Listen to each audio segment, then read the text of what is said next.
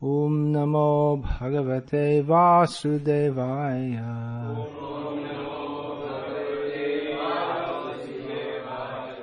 Om Namo Bhagavate Vasudevaya.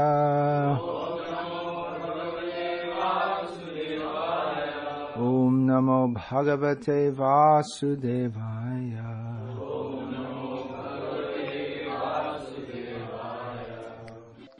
Srimad Bhagavatam, Canto 5, Chapter 7, Text 12, Commentary by His Divine Grace Srila A.C. Bhaktivedanta Swami Prabhupada. I'll just read, let me see. Well, yeah.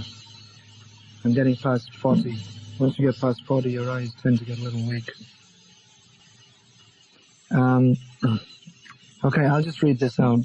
Many thanks to the devotee who very neatly wrote this on the board, but I'll just read it as it is because you can't chant this in a meter.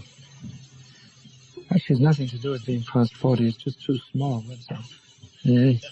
Even someone who's 10 years old could hardly read this.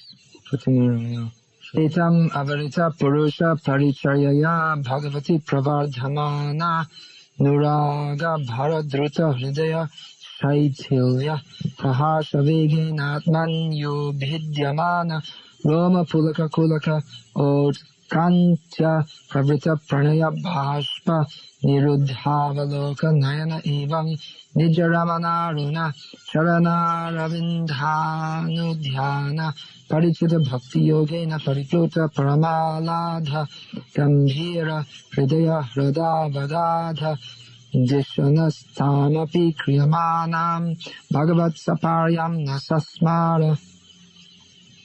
Translation. Oh, you didn't read the purport? Sorry, okay. The 8 bodily transformations are technically called Ashta Sattvic Vikara. These are manifest in the person of, in the body of someone who has attained to the stage of bhav, or the preliminary stage of love of God. Some of the symptoms are mentioned here. Others are described in such books as Chaitanya Charitamrita, Nectar, and Bhakti Rasamrita Sindhu. Such symptoms as romancha, hair standing on end. Gadgada vacha means faltering voice. Then vaivarnya, the whole body loses its color and becomes pale. Stabda, one becomes stunned. Unmatta, one becomes like a crazy man. Unmatta. So all these are symptoms of someone who's very advanced in devotional service. These symptoms are not to be imitated. It's not that if you imitate falling on the ground or crying, that love of God will come. It has to come around the other way. To get the point that first you get love of God and then you get the symptoms. Don't think, I'll show the symptoms and then I'll get love of God. It doesn't work like that. Sometimes some people, they buy a very prestigious car model, like Cadillac, something like this, but it's very old. They get it cheap, and then they decorate it and paint it so that it looks like new. And they wear an imitation Rolex watch, which looks the same, but it only costs $20. And in this way, they drive around in their Cadillac with their imitation Rolex watch, and they dress up as if they're very rich. And the story is there, that joke is there that, well, why do you always keep your Cadillac in your garage? Why don't you bring it out? Well, I don't have any money to put the diesel in, the gas in.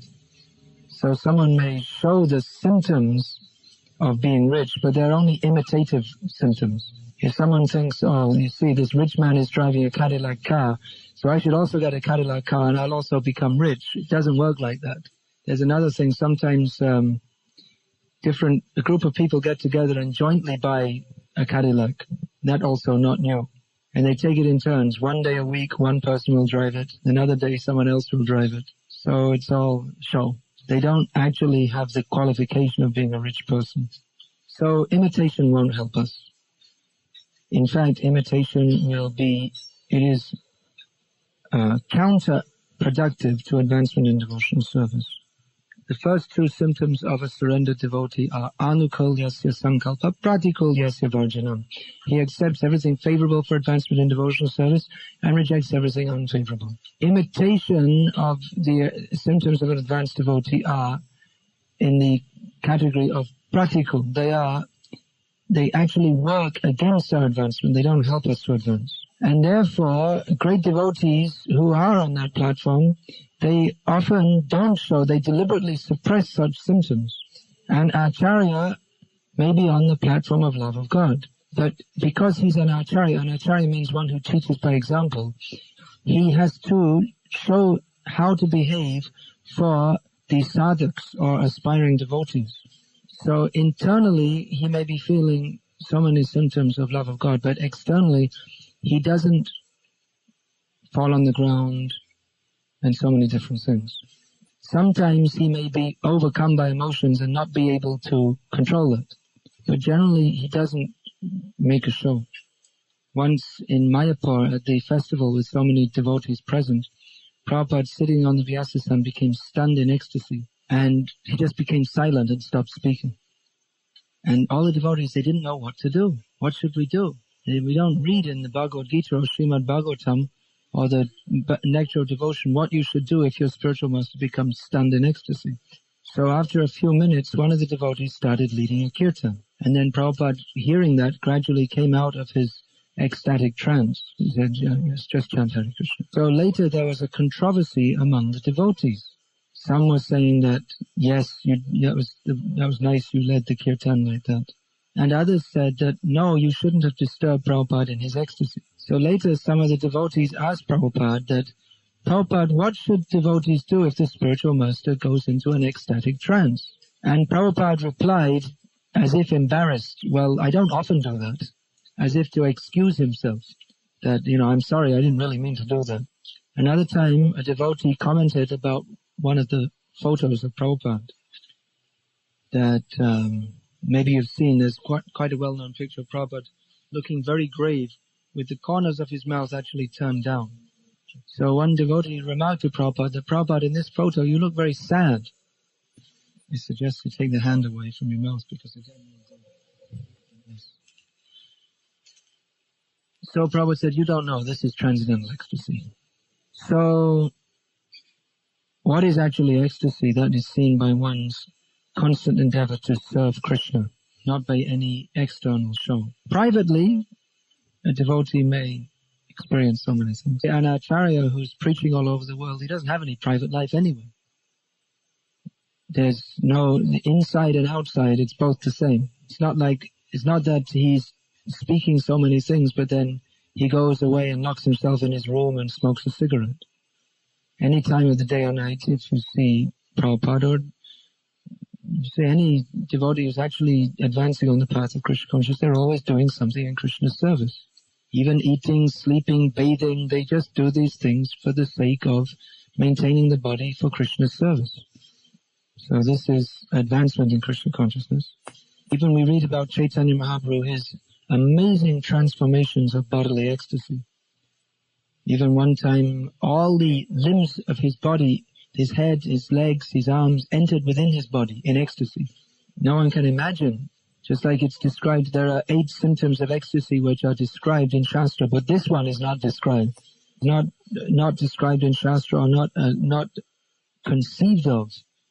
Even Chaitanya Mahaprabhu, when he first met Ramananda Rai on the banks of the Godavari, he was experiencing symptoms of transcendental ecstasy, fainting, falling on the ground. But then he noticed there were many Brahmanas present. They were Brahmanas, very pious, exalted people, no doubt. They weren't devotees, so they couldn't understand these symptoms. Therefore, Chaitanya Mahaprabhu, on seeing them, suppressed his symptoms of ecstasy. With great difficulty, he suppressed his ecstasy and behaved like a normal sannyasi. So these are the examples we receive from our acharyas. Anukaran and Anusharan, there are 2 words. Anukaran means to imitate, and Anusharan means to take shelter or to follow in the footsteps. There's a difference. Anusharan means to follow the example of always being engaged in Krishna's service, giving up material desires. This is Anusharan. Anukaran, or imitation, means to falsely exhibit the symptoms of advancement when we don't have it within our heart, so that others will think that we are great devotees and praise us.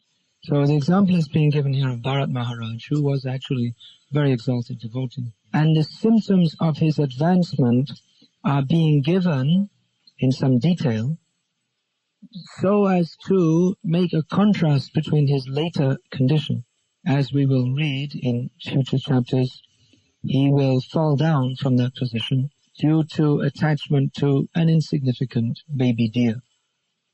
How did that happen? Here in this verse it's described that Bharat Maharaj, he became so much absorbed in ecstasy that he didn't even follow the regulated principles of devotional service. That may happen on the platform of high ecstasy. For instance, if you're so much in ecstasy that you don't know whether it's day or night, you're going to have difficulty performing your early morning rituals. Or if you're so much absorbed in ecstasy of love of God, then you may just completely forget that you're supposed to take a bath in the morning. You see what an exalted stage this is? It's certainly not, it's not something to be imitated. It's very, very high level. But we see that Bharat Maharaj, even though he was on such a high platform, eventually, at some point, he allowed Maya to enter his heart.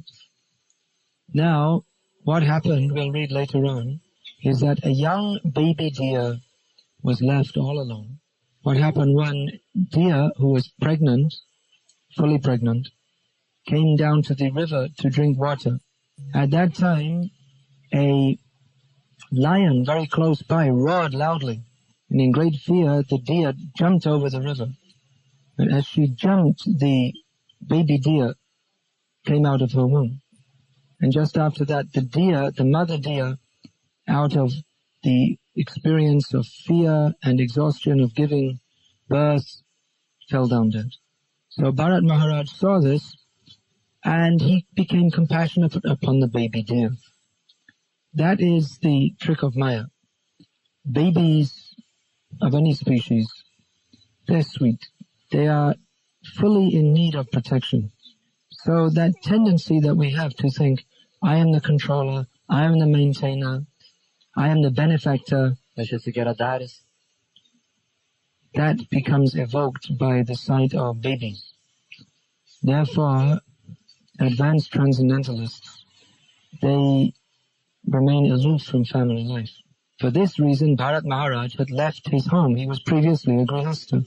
Because in family life, the illusion of thinking that I am the controller of this family, I am the maintainer of this family, I am the best friend of these family members is very, very strong. Now, this doesn't mean that those who are in family life should just immediately abandon that.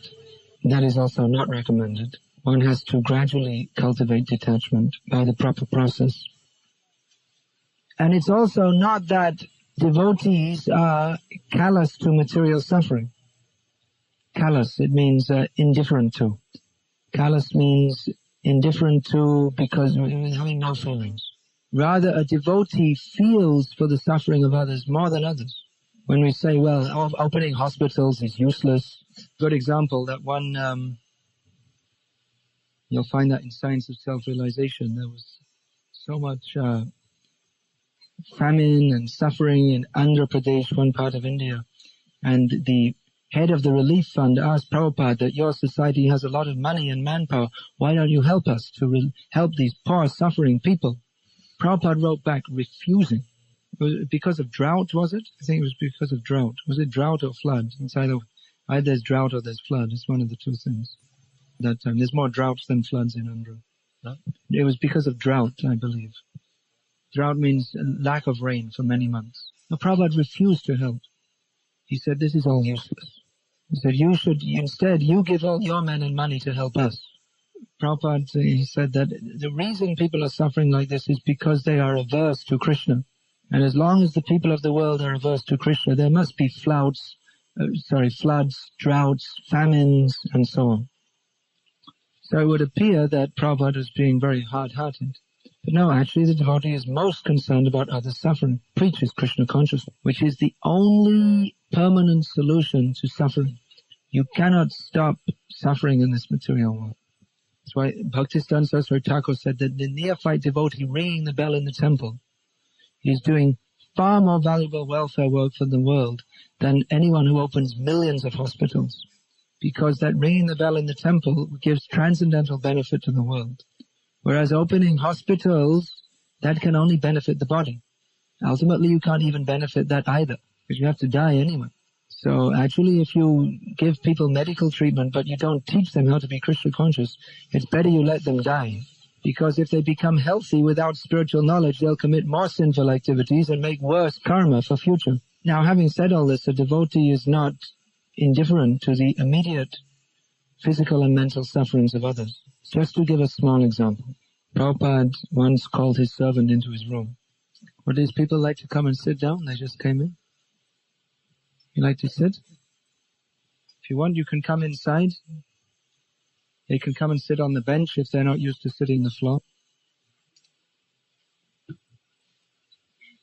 So Prabhupada once called a servant into his room, and Prabhupada said, you see this bug on the table? Bug, a little insect. So generally if people see a bug, they go, what? Prabhupada said, I've been observing this bug for the last 20 minutes. It hasn't moved. I think it must be hungry. Take it out and put it on a leaf and make sure it gets something to eat. So it may be that living beings we come in contact with, the devotee may do something to try to alleviate their immediate condition. I'm sit here. I sit here on the bench. So Bharat Maharaj, seeing the condition of the baby deer, felt some compassion and therefore did something to try and help. Now, he should have been very careful at this point, because with a baby of any species, once you start taking care, it's an ongoing thing. With a hungry bug, you can put him on a leaf and forget about him. But a baby is totally dependent for many years. That's why many people in the modern age, they don't like to have children. They consider they're a nuisance. They're a nuisance, a disturbance. If I have a baby, then I can't have a job or a career, and I can't go to parties, and those natural motherly feelings are not present in people, in women who want to simply enjoy sense gratification. So Bharat Maharaj should have been very careful at this point in thinking what to do. He shouldn't have risked his whole spiritual life for the sake of a baby deer. He should have considered, just like Prahlad Maharaj described, that even a very loving mother and father cannot actually protect a child. No. Nor can medicine actually help a person who's sick. Nor can a boat save a drowning man, unless Krishna desires. Rake Krishna Mareke, Mare Krishna Rakeke. If Krishna wants to protect someone, no one can kill that person. And if Krishna wants to destroy a person, no one can protect that person. So considering that, Bharat Maharaj should not have given up his devotional service for the sake of protecting a deer. But he did, fell down from his position. So this is the way Maya comes. In like a needle, out like a plow. In other words, it may start off very small, some minor thing, but gradually grows and grows and grows. So you may think, well, I'll make a little compromise with Maya. But Maya is like that. It's once you get a foot in the door, then it's very difficult to get you out. There's this kind of door-to-door salesman. You open they're very aggressive. You open the door, they put their foot in it. It's difficult to get rid of them. And they insist, you must buy my, we're selling. In Bengali, there's a saying, Boshte dile shuete chai. Just like if you're on the train, it's very packed. You give someone a little space to sit down, and gradually they spread out and lie on the whole seat, and everyone else has no place to sit. Well, I guess you don't have this kind of thing in Lithuania. In the trains, usually the trains in India are very packed. There's no space. Most people are going standing. So someone might say, well, just move aside slightly and just give me a little space so they can just sit without putting their back on the seat, just at the edge of the seat. Gradually, when the person sitting next to them moves slightly to become a little more comfortable, they immediately move in a little bit. On the other side also. So eventually he's sitting with his back against the seat and the other people are pushed forward. And one of them may go up and go to the toilet, spread out, and there's no place for them to sit. So eventually he's lying down on the whole seat, and everyone else who just gave him a little place to sit, they have no place to sit. It's just an example. If they actually did this in India, they'd probably throw him out of the train while it's moving at top speed. This is just an example. If they actually did this in India, they'd probably throw you out while the train is moving at top speed. That happens sometimes. India is the home of the highest spiritual culture, but it's also the home of some of the roughest people in the world. Some of you who have visited there may have noticed. So the example is there that if you give Maya a little chance, Maya will gradually increase. This is the danger of compromise. Bhakti Saraswati Thakur used to say, he who compromises is finished. So I'm not saying, well, Krishna consciousness is very nice, but you don't really have to follow everything. You can just do it a little bit. Or you may think, well, I'm doing everything very nicely, so if I just change a little bit, it doesn't matter. Change the philosophy a little bit. Or you don't have to follow all the practices very strictly. Like, you're supposed to chant 16 rounds a day minimum. Well, I chant 14 and then, somehow I can't get the others. But, 14, 16 doesn't make that much difference. Or, all this rising early in the morning, it's not so important. Do everything else. I remember one devotee said to me once, I asked him, well, why is it that you get up at 8 o'clock every morning? So he said to me, well, most devotees who rise at 4 o'clock, they take some rest later in the day. Or they fall asleep while they're chanting japa. So I decided to sleep until 8 o'clock every morning. Then I don't take any rest in the day. I don't fall asleep. I chant really good rounds. So very intelligent, but it's bogus. It's a compromise because the injunction of Shastra is very clear that you should rise very early in the morning. Now, if you don't want to, you're not ready to, you can say that, and then it's understood that you're not really on the proper platform of Krishna consciousness. But if you try to justify it by some kind of philosophical or very intelligent idea, then it's a compromise. Or even if you don't try to justify it, if you just do it, well, it's also a compromise. That's one example. There may be so many. Just like some people may say, well, we accept the Shastra that says that Krishna is God, but we don't accept that, things like the sun is, the moon is further away than the sun. How can we accept that? It doesn't make any sense. So we may say, well, yeah, we accept this part of the Shastra, but not another part. Then what's the meaning of Shastra? Then what is the meaning of Shastra? You don't accept Shastra as being the gospel truth, then why read Shastra at all? It's not authoritative. If you don't accept the description of the cosmology as given in Shastra, you have a lot of problems. Because according to Shastra, the whole planetary systems are held up by a snake. And the earthly planetary system is held up by 4 elephants. When they move, there's an earthquake. If one of them moves, because not to speak, there are so many descriptions that how this universe was created by Brahma, who has 4 heads. Some Brahmas have millions of heads. And he was born on a lotus flower, which grows out of the navel of Mahavishnu. So these things are not likely to be accepted by scientists. Not likely is a euphemism. They're not going to be accepted. If we say not likely, that's a euphemism. Euphemism, you don't know that word? It sounds like Latin. Euphemism means an understatement or something which is stated in a polite way. Or if you look at the dictionary, you can see.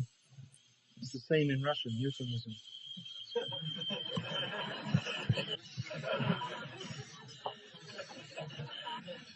Who gave the word?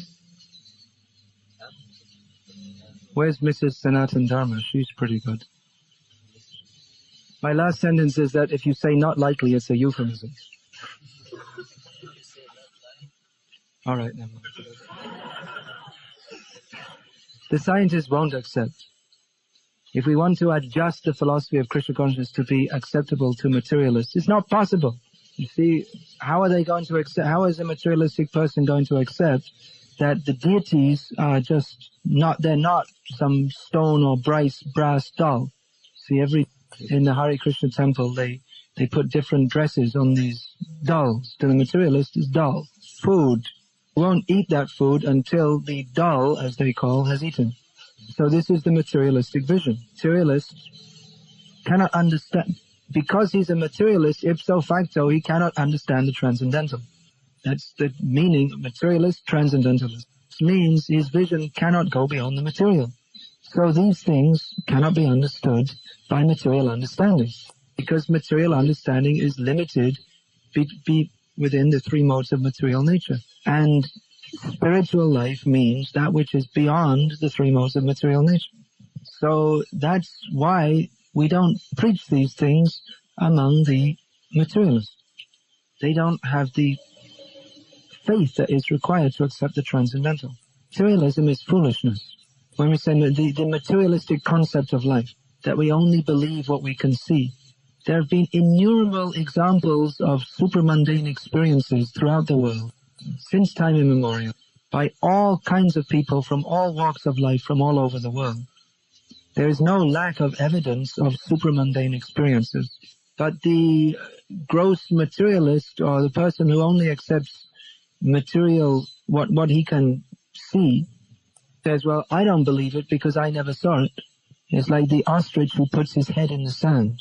He thinks that by not seeing the reality of some animal coming to kill him, the wolf coming to kill him, he thinks that the wolf will cease to exist. Like the owl who very tightly closes his eyes at midday and says, there is no sun. Or maybe the bat, he can't see, even if he doesn't have to close his eyes. Try to explain to a person who's been blind from birth the beauty of the sunrise. Is there any way you can describe it so that he can understand? But because he can't conceive of it, it's inconceivable to him. Does that mean that such beauty does not exist? Because he has not experienced it, does that mean that no one has experienced? So a devotee should understand that when we're discussing Krishna, we're discussing that which is transcendental. And even when we discuss the descriptions in Bhagavatam of the material world, they may not tally with those which are conceived of by the modern scientists. But this is a description seen from the viewpoint of those with transcendental lives. They can see things in a way that we don't see things. And there are many things which we may not be able to conceive of. Why should we think that everything should be within the power of vision of our eyes? So this is the basic faith that is required to enter into transcendental life. To accept that beyond that which we can see, touch, taste, smell, feel, and hear, there is reality on the supramundane level. It is not at all unreasonable to accept this. Why should we think that all of reality is within the scope of understanding of our very much limited senses? We can only see within a certain spectrum of light. We can only hear within a certain spectrum of sound. In this way, all our senses are limited. So in the same way, our powers of understanding are limited. Just like the blind man, he cannot conceive within his mind of what the sunrise looks like. Our power of internal visualization is limited to that which we have externally seen. Seen, touched, smelled, tasted, etc. So the transcendental process known as yoga is to awaken the transcendental power of our senses to perceive that which is beyond that which is normally conceived of by the senses. It is with faith in the transcendental process that one enters into it. And again, there is abundant evidence of all over the world since time immemorial of many, many people having such transcendental experiences.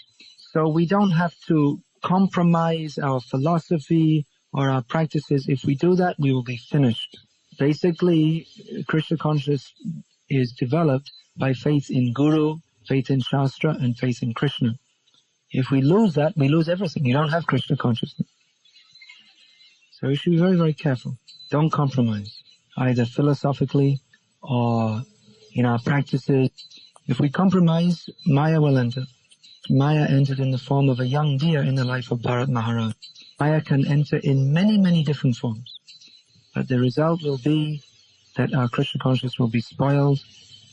Even though we may think that I'm doing nicely in Krishna consciousness, with our own interpretation of Krishna consciousness. The test of Krishna consciousness is if it is pleasing to Krishna, not if it fits with my own mental speculation. So be careful.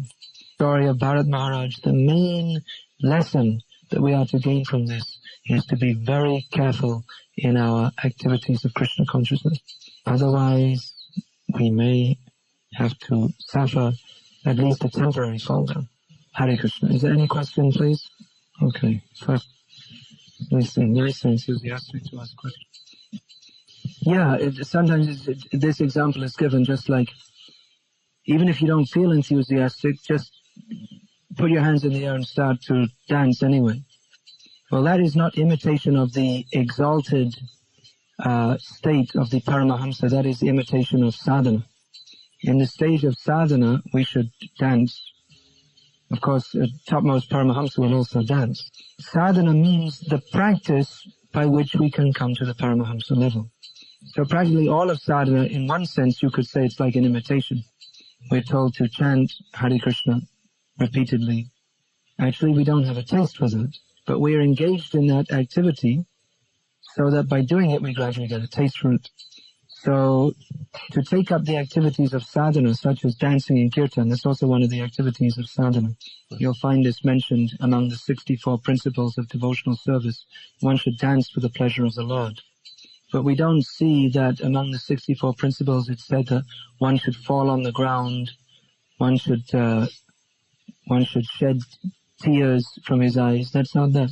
We will find in the Nectar of Devotion, Prabhupada writes that one should learn the technique of how to cry for Krishna. This is the secret of devotional life. If we think, well, okay, I'll put some chili powder in my eyes. You don't even have to put it in your eyes, you just put it in your nose. But that is artificial inducement. When it's said that one should learn to cry for Krishna, that means that by following the process of sadhana and praying to Krishna with such feeling, that one will actually feel for Krishna. That is not to be imitated. But chanting the holy name of the Lord, dancing in kirtan, all of these things, they should be done. Even if we don't have any feeling, they should be done, and feeling will begin to come. So this is the difference between imitation and following in the footsteps. Following in the footsteps means to follow the activities of sadhana. And imitation means to pose as if one is on a level more advanced than he actually is. Any other question? No, what the spiritual master can do, spiritual master can't. If you make a promise and you don't follow, then what the spiritual master will do? Yeah, how can he help? How can he help? Yes, how can he help? Spiritual master, God helps those who help themselves. If you make a promise, that means you should follow it. Once Prabhupada was asked that, well, what about your disciples who don't chant 16 rounds? Prabhupada said, they're not devotees, they're animals. He said, if you promise and you don't follow, that means you're an animal. Because a human being can promise, an animal cannot. That means you're on the animal platform. You can keep a promise. No one's forcing you, and you must take this vow. You're given plenty of time to consider. You take the vow, you should follow it. If you don't, then why should you think that I'm breaking the regulated principles, giving bad karma to my spiritual master to suffer? Shameless position. I had some experience that one disciple, he said, well, I reject you. Just a few months before, I didn't want to give him initiation. He's pushing. He said, well, I didn't invite you. I didn't say, come, please, you must take initiation from me. You came to me. I didn't force myself on you. So now if you don't want to follow, you made the vow. Now you're breaking it. That's your choice. I'm not going to stand next to you with a gun and force you to follow all these things. That would also be against the very regulated principles if I shot you. So, it's up to you. If you're not sure, if you're not determined to follow throughout your life, then don't take the promise. That's all. And you don't take initiation. This is the standard within the International Society for Krishna Consciousness.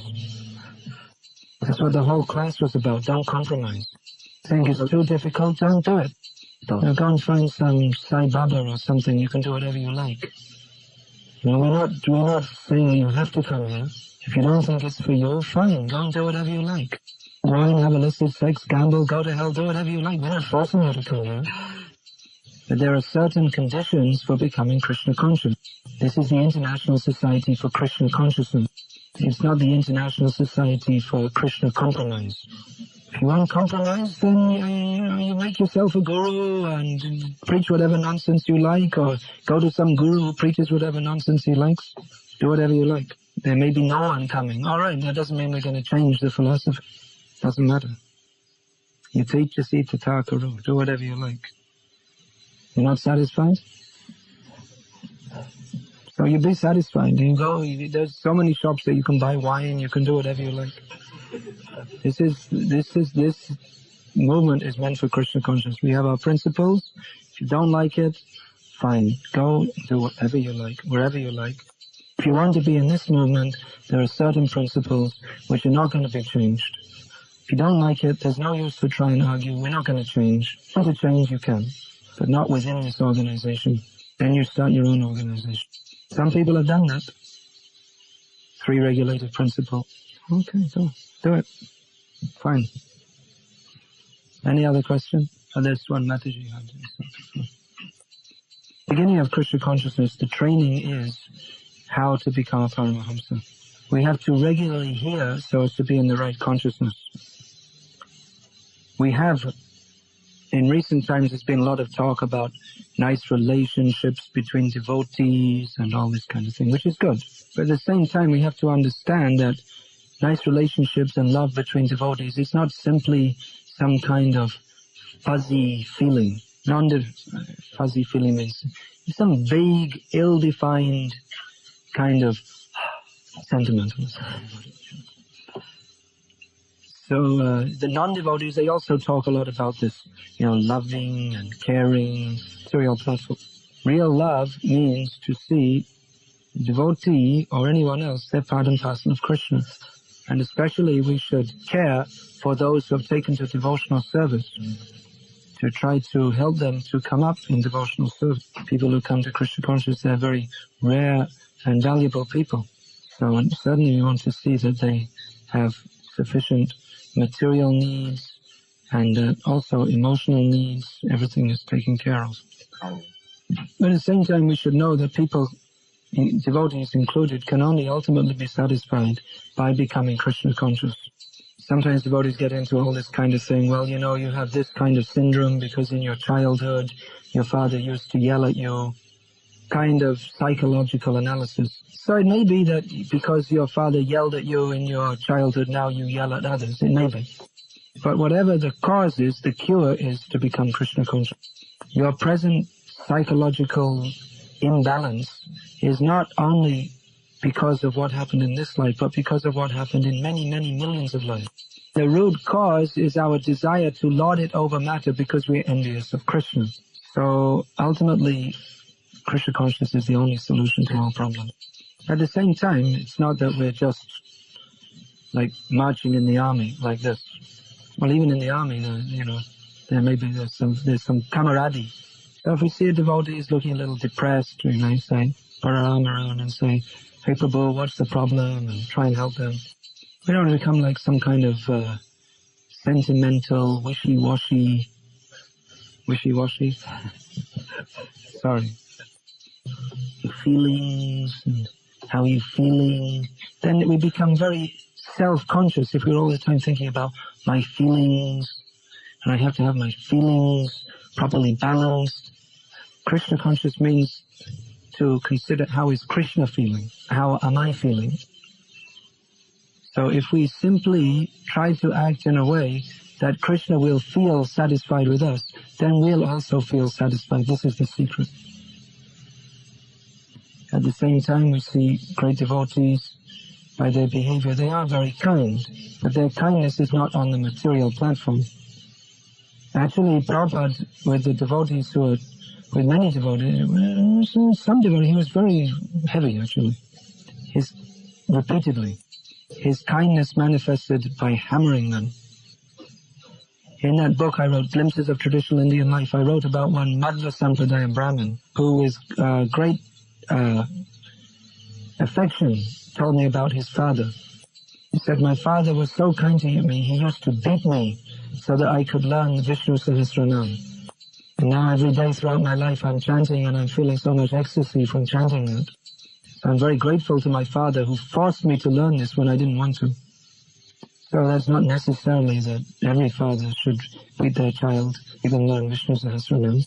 I'm just giving this as an example. It doesn't always mean just patting someone. It may manifest in different